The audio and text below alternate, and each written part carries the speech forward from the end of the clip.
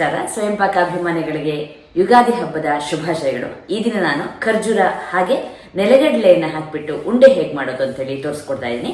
ತುಪ್ಪ ಹಾಗೂ ಬೆಲ್ಲ ಇಲ್ಲದೆ ಮಾಡುವಂತಹ ಉಂಡೆ ಇದು.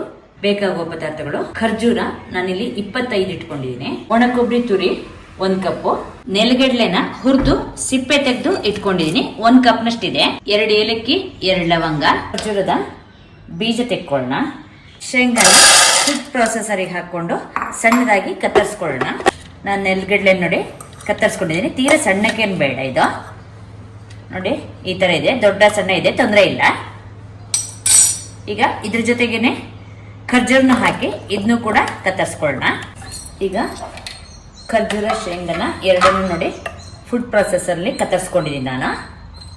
ಈಗ ಇದನ್ನ ಒಂದು ಬಟ್ಲಿಗೆ ತೆಕ್ಕೊಳ್ಳೋಣ. ಈಗ ನಾನು ಲವಂಗ ಮತ್ತೆ ಏಲಕ್ಕಿನ ಕೂಡ ಕುಟ್ಟಿ ಇಟ್ಕೊಂಡಿದ್ದೀನಿ, ಅದನ್ನು ಕೂಡ ಇದಕ್ಕೆ ಹಾಕೊಳ್ಳೋಣ. ಕೊಬ್ಬರಿನ ಒಂದು ಬಾಣಲೆಗೆ ಹಾಕಿ ಇದನ್ನ ಸ್ವಲ್ಪ ಹುರಿಯೋಣ.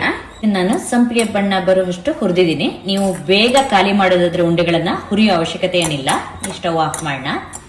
ಇದಕ್ಕೆ ನಾನು ಸ್ವಲ್ಪ ಕೊಬ್ಬರಿ ಹಾಕ್ತೀನಿ, ಒಂದು ಹತ್ರ ಒಂದು ಅರ್ಧ ಕಪ್ನಷ್ಟು ಹಾಕಿದ್ದೀನಿ, ಉಳಿದಿದ್ದನ್ನ ಹಾಗೆ ಉಳಿಸಿದ್ದೀನಿ.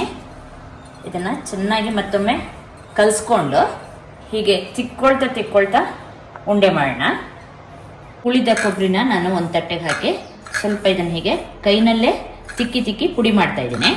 ಉಂಡೆ ಕಟ್ಟಿದ್ಮೇಲೆ ಅದನ್ನ ಈ ಕೊಬ್ಬರಿ ಪುಡಿ ಇದೆಯಲ್ಲ ಇದರಲ್ಲಿ ಒಂದ್ಸಲ ಹೊರಳಿಸ್ಬಿಟ್ಟು ತೆಗೀರಿ.